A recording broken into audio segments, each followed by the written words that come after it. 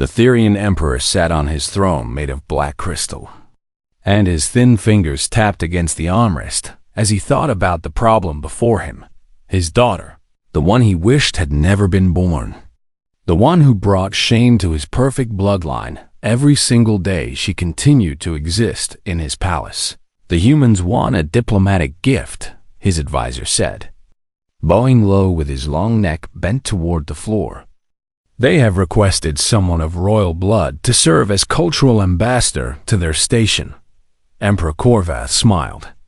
And it was not a kind smile. It was the smile of someone who had just found the perfect solution to two problems at once. Send Valara, he said. The advisor looked up with confusion in his large silver eyes, and he opened his mouth to speak but then closed it again when he saw the cruel amusement on his emperor's face. Your Majesty, surely you do not mean— I mean exactly what I said, Korvath interrupted, his voice cold like the space between stars. Send my obese daughter to the humans. Let her be their problem now. And let the galaxy see what kind of gift they deserve.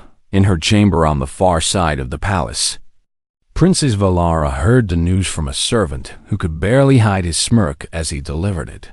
She was being sent away, given to the humans like an unwanted piece of furniture. And everyone in the palace seemed relieved. She stood before her mirror and looked at her reflection, where other Therians were tall and impossibly thin with bodies like elegant reeds swaying in wind.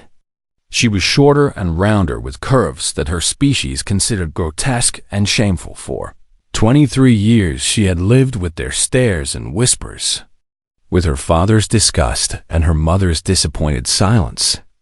And now she was being thrown away like garbage because her body refused to be what they wanted it to be. She did not cry. She had run out of tears. Many years ago, the journey to the human station took 6 days, and Valara spent most of it alone in her small quarters reading technical manuals she had smuggled aboard, engineering texts that were forbidden for Therian royalty, especially females. But she had always been drawn to machines and how they worked when the ship finally docked at Orbital Station 14. She expected to be greeted with the same contempt she had known her entire life. Humans were supposed to be primitive creatures, barely civilized, and surely they would mock her just as her own people did. But the man waiting for her at the airlock was not what she expected at all. Park Jinho was not tall or impressive. By any standard, he was a human of average height with calloused hands and grease stains on his work clothes. And when he saw her step off the ship, he simply smiled and bowed his head in greeting.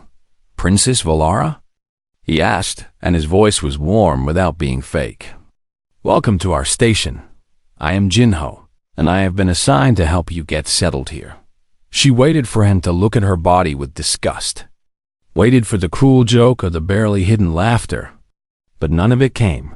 He just looked at her face and smiled like she was any other person arriving at any other place. You are not what I expected, she said carefully, a translator device turning her words into his language. Neither are you, he replied, and there was no meanness in it.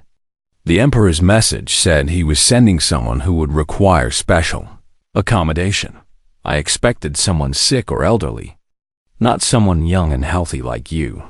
Valara did not know what to say to that. No one had ever called her healthy before. Jinho led her through the station corridors, pointing out important locations as they walked: the medical center, the communication hub, the food court where humans and aliens from dozens of species ate together at long tables. And this is my shop, he said finally, stopping in front of a wide doorway that led into a space filled with machines and tools and the smell of oil and metal. I fix things: ships, equipment, life support systems, anything that breaks. If you ever need anything repaired, you can find me here. She looked at the organized chaos of his workspace and felt something stir inside her. This was a place where things were built and fixed, where problems were solved with skill and patience. And it called to her in a way nothing else ever had. It is impressive, she said quietly, He shrugged with that easy human gesture she had read about but never seen before. And then he looked at her with curiosity rather than judgment in his dark eyes. "Are you hungry?" he asked. "The food here is not fancy, but it fills you up, and you must be tired from traveling." "I am not," she started to refuse out of habit. Because in the Therian court she had learned to eat as little as possible, to avoid her father's angry comments about her appetite, but Jinho was already walking toward a small kitchen area in the corner of his shop, pulling out containers of food and setting them on a clean workbench. "Sit," he said gently, pushing a stool toward her. "Eat. There is no rush, and no one here will judge you for being hungry." She sat because she did not know what else to do. And when he placed a bowl of warm soup and soft bread in front of her, she felt tears burn in her eyes, not from sadness or pain, but from something she could not name. "Why are you being kind to me?" she whispered. Jinho looked at her with genuine confusion on his face, like her question made no sense to him at all. "Why would I not be kind to you?" he asked back. "You are a person far from home. Kindness is the least you deserve." And for the first time in years, Galara cried, not because someone had hurt her, but because someone had not. 3 weeks passed on the station, and Valara found herself returning to Jinho's repair shop every single day. At first she told herself it was because she had nowhere else to go. But soon she admitted the truth. She was fascinated by the work he did. She would sit on a stool in the corner and watch him take apart broken machines with careful hands, his fingers knowing exactly where to touch and what to move. And she would lean forward without realizing it when he explained what he was doing. "This coupling is cracked," he said one morning, holding up a small metal piece from a filtration unit. Water pressure built up because someone did not clean the intake valve. And eventually the whole thing failed, but the fix is simple if you know what to look for. "How did you learn all of this?" she asked. He smiled and wiped his hands on a rag that was already stained with a dozen different colors of grease and fluid. And his eyes crinkled at the corners in that way human eyes did when they were genuinely happy. "My father taught me, and his mother taught him. In my family, we believe that knowing how to fix things is one of the most important skills a person can have. Because machines break, but they do not have to stay broken." She thought about her own education in the palace, etiquette and protocol, and the proper way to sit and stand and speak. All of it designed to make her into an ornament rather than a person. "I studied engineering," she said quietly, the words slipping out before she could stop them. "In secret, I stole technical manuals from the palace library and read them at night when everyone thought I was sleeping." Jinho set down his tools and looked at her with new interest in his eyes. And she felt fear clench in her stomach because she had just admitted something that would have brought severe punishment in her father's court. "Why did you have to do it in secret?" he asked. "Because Therian royalty does not work with their hands," she explained, her voice bitter with old pain. "We are supposed to be beautiful and graceful and empty, especially the females. And especially one who already shamas her family by existing." He was quiet for a long moment, and then he picked up a wrench and held it out toward her. "Would you like to help me?" he asked simply. "This filtration unit is not going to fix itself, and I could use someone who knows the difference between a coupling and a gasket." She stared at the wrench like it was the most precious gift anyone had ever offered her. And then she took it from his hand with fingers that trembled just slightly. That was how it began. Every day she came to the shop earlier and stayed later.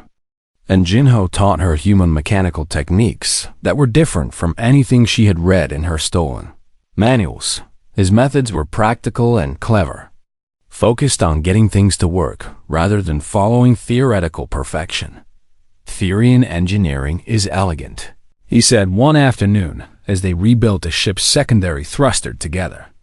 "But human engineering is stubborn. We make things that work even when they should not. And we fix things that others would throw away. She found that she loved this philosophy. It felt like permission to be imperfect, to be useful instead of beautiful, to matter because of what she could do rather than what she looked like. The other aliens on the station noticed her transformation, and not all of them were kind about it. Look at the fat princess playing mechanic. A Vorton trader sneered one day as she walked past, his companions laughing at his wit. I heard her own father sent her away because he could not stand the sight of her. Now she pretends to be a common worker like that. Will make anyone forget what she really is. Valara froze, the old shame rising in her chest like poison. But before she could respond, Jinho stepped out of his shop doorway with a heavy torque wrench in his hand. She's not pretending anything, he said, his voice calm but his eyes hard as steel. She is my apprentice. And she's better with a wrench after 3 weeks than most technicians are after 3 years. If you have a problem with that, you can take it up with me. The Vorton looked at the wrench and at Jinho's steady gaze, and something in the human's quiet confidence made him decide this was not a fight worth having. He muttered something under his breath and walked away with his friends. You did not have to do that, Valara said after they were gone, her voice thick with emotion. Yes, I did, Jinho replied simply. You are part of my shop now, and I protect what is mine. That night, she ate dinner at his workbench without shame for the first time. And when he made a joke about a stubborn bolt they had fought with all afternoon, she laughed so hard that tears ran down her face. She had forgotten what it felt like to laugh a month later. A Therian diplomatic vessel docked at the station for routine business, and one of the officials walked past the repair shop just as Valara emerged from underneath a cargo hauler, her clothes covered in engine grease and a huge smile on her face. The official stopped and stared with horror at the sight of his Emperor's daughter looking like a common laborer. Happy and dirty and completely unashamed of either thing, he left the station 3 hours later. And by the next day, his report had reached the Imperial Palace. The Emperor was not pleased. Emperor Korvath threw the data tablet across his throne room, and it shattered against the far wall with a sound like breaking bones. His advisors flinched and stepped backward, knowing that his rage was a dangerous thing that could fall on anyone nearby. She was supposed to wither, he hissed through clenched teeth, his silver eyes blazing with fury. She was supposed to sit alone in some forgotten corner and fade away from shame. Instead, she is laughing, covered in filth, working like a common servant, and making a mockery of my bloodline in front of the entire galaxy. Your Majesty, one brave advisor ventured carefully. Perhaps we could simply ignore the situation. The humans are far away, and few people care what happens on their minor stations. Ignore it? Korvath's voice dropped to a whisper that was somehow more frightening than his shouting. My daughter, a princess of the Therian Empire, is being seen as some kind of success story, the unwanted gift who found happiness among the primitives. Do you think I can ignore that? He stood from his throne and walked to the massive window that looked out over his capital city, where millions of Therians lived under his absolute rule. No, he said finally. We will demand her return for re-education, we will say, to remind her of her proper place and duties. The formal demand arrived at Orbital Station 14 3 days later, delivered by a Therian warship that positioned itself just outside weapons range, close enough to threaten, far enough to claim peaceful intentions. Station Commander Sarah Chun read the message twice before calling an emergency meeting, and Jinho was summoned because the demand specifically mentioned his name as the human who had corrupted the princess. They want her back, Chun said to the assembled group, her face tight with concern, and they are not asking nicely. The Emperor has made it clear that refusing will be seen as an act of hostility against the Therian Empire. What happens if she goes back? Jinho asked, though he already knew the answer from the fear he had seen in Valara's eyes when she heard the news, re-education. One of the diplomatic staff explained grimly. For Therians, that means isolation chambers, restricted food, psychological conditioning. They will break her down until she forgets everything she has become here.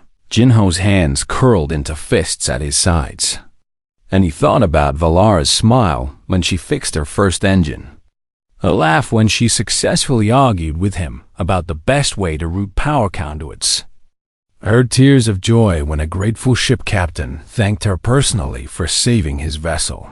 No, he said. Everyone turned to look at him, and Commander Chen raised an eyebrow. No? She repeated. No, we are not sending her back, Jinho said firmly. She is not cargo to be returned because the sender changed their mind. And human law is clear. No sentient being can be traded like property. She is technically still a Therian citizen, the diplomatic officer pointed out. And royalty at that. We could face serious consequences for harboring her against her father's wishes. Then she can request asylum, Jinho countered. She can renounce her title and become a station resident under our protection. There are legal pathways for this.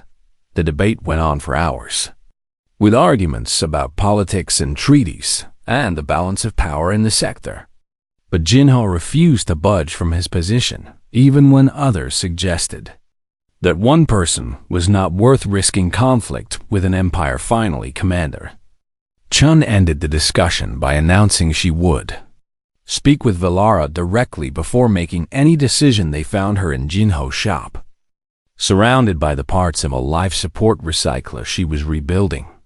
And her hands were steady even though her face was pale with fear. I heard what you said, she told Jinho quietly. You cannot risk your station for me. My father is powerful and cruel, and he will make you pay for defying him. I do not care what he makes us pay, Jinho replied, kneeling beside her so their eyes were level. You are not a gift. You are not a joke. You are my apprentice, and I do not abandon my people. She stared at him with wide eyes that began to fill with tears, and her voice broke when she spoke. Your people? She whispered. No one has ever called me their people before. Well, I'm calling you that now, he said gently. And if you want to stay, we will find a way to make it happen, but it has to be your choice. Alara looked around the shop that had become her home, at the tools that had given her purpose and the human who had given her dignity, and she made her decision. I want to stay, she said. Commander Chun nodded and began drafting the asylum paperwork. But even as she worked, alarms began sounding throughout the station. The Therian warship had been joined by 3 more, and they were moving closer. We have 3 days before they reach weapons range, the security chief reported, his voice tense. And our defenses are not designed to handle a fleet. But that was not the worst news. 6 hours later, the station's main power core began failing, systems flickering, lights dimming, and the steady heartbeat of the reactors stuttering like something wounded. Sabotage, the chief engineer reported after a frantic inspection. Someone planted a device in the core housing. It is degrading the containment field. And if we cannot fix it, we will lose main power within 48 hours. Jinho looked at Valara, and she looked back at him, and the same thought passed between them without words. If the station lost power, they would have no shields, no weapons, and no way to resist when the Therian fleet arrived. They had 3 days to save everything, or lose it all. The engineering core of Orbital Station 14 was a massive chamber deep in the heart of the structure, where enormous reactors hummed with energy that powered everything from life support to defensive shields. Now those reactors were dying, poisoned by sabotage, and the station's best engineers stood around them with hopeless expressions. The sabotage device fused with the primary containment matrix. Chief Engineer Okonkwo explained to Commander Chun, his dark face gray with exhaustion and fear. We cannot remove it without shutting down the entire core, and if we shut down the core, we lose all power. The fleet would reach us before we could restart. Can we repair it? while it is still running? Chun asked. The Matrix is built on hybrid technology. Okonkwo replied with frustration in his voice.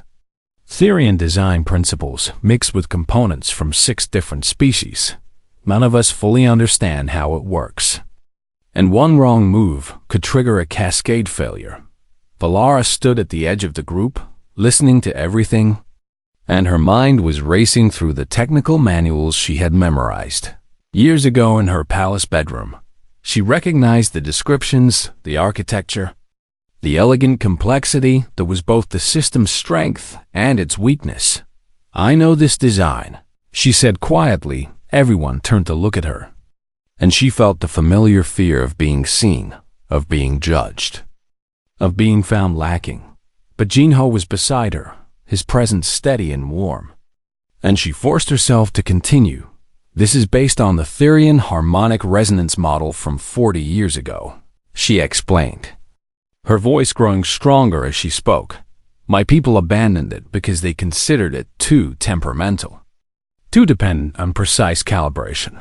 But I studied the original specifications, and I know how the containment field interacts with the matrix." "You studied forbidden engineering texts," Okonkwo said slowly. "As a princess, why would you do that?"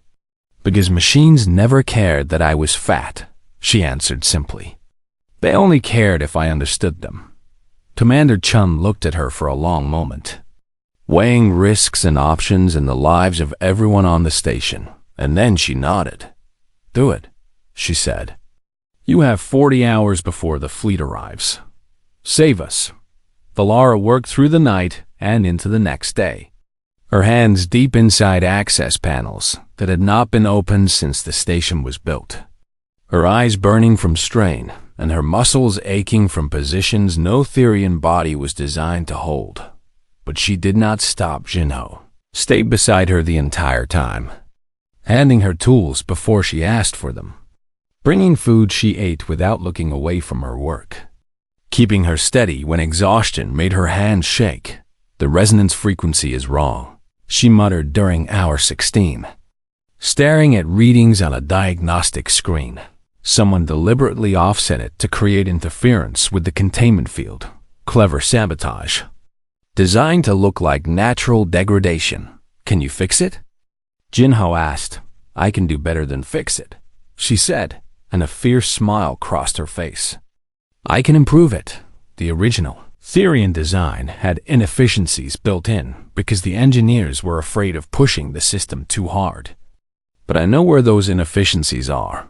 She worked faster now, her confidence growing as the familiar logic of machines responded to her touch. This was what she was meant to do, what she had always been meant to do, and no one could take it away from her. At hour 32, the containment field stabilized. At hour 36, main power returned to full capacity. At hour 38, Valara completed her modifications to the core, and the station's energy output increased by 30%, more power than they had ever generated before. She emerged from the engineering core covered in coolant, fluid, and electrical burns, swaying on her feet from exhaustion, and Jinho caught her before she could fall. "You did it," he said, his voice rough with emotion. "We did it," she corrected him. And then she slept for 16 hours straight. When she woke, the Therian fleet was in visual range, and Emperor Korvath himself was demanding to speak with the station's leadership. They put the communication on the main view screen in the command center, and Valara stood beside Commander Chun with Jinho on her other side. She was still wearing her stained work clothes, and she did not care. Her father's face appeared on the screen, beautiful and cruel as always, and his silver eyes found her immediately. "Valara," he said, her name dripping with contempt. "Look at you, filthy and degraded, playing at being a worker like a child playing at being an adult. Have you no shame?" "No," she answered, and her voice did not waver. "I have no shame, not anymore. You will return to the Empire immediately," Korvath commanded. "You will submit to re-education, and you will remember your place. This foolishness has gone on long enough." Valara took a step forward, and when she spoke, her voice was clear and strong and carried to every speaker on the station. I am not your property. Father, I am not your disappointment or your joke or your shame. I am Valara, resident of Orbital Station 14 and licensed mechanic under human law. And I am not going anywhere.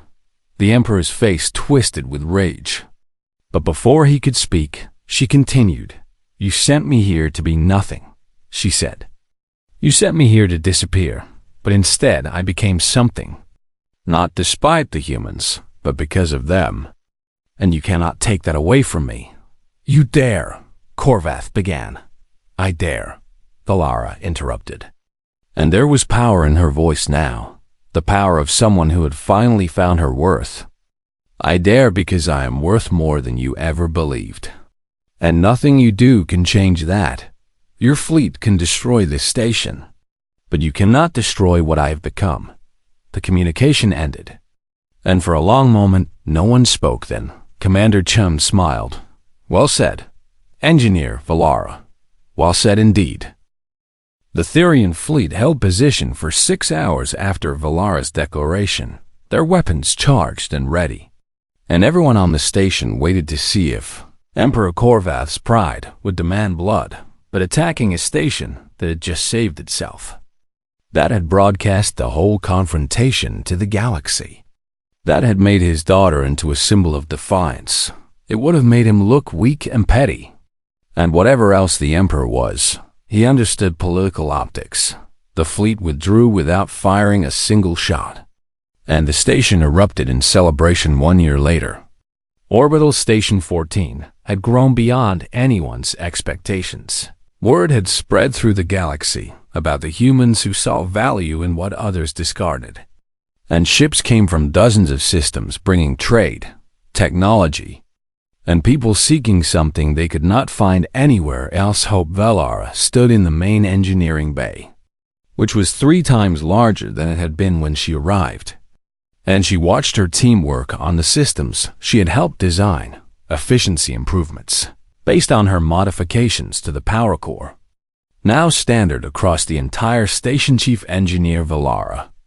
They called her now the first non-human to hold that title in any human facility, and the youngest chief engineer in the station's history.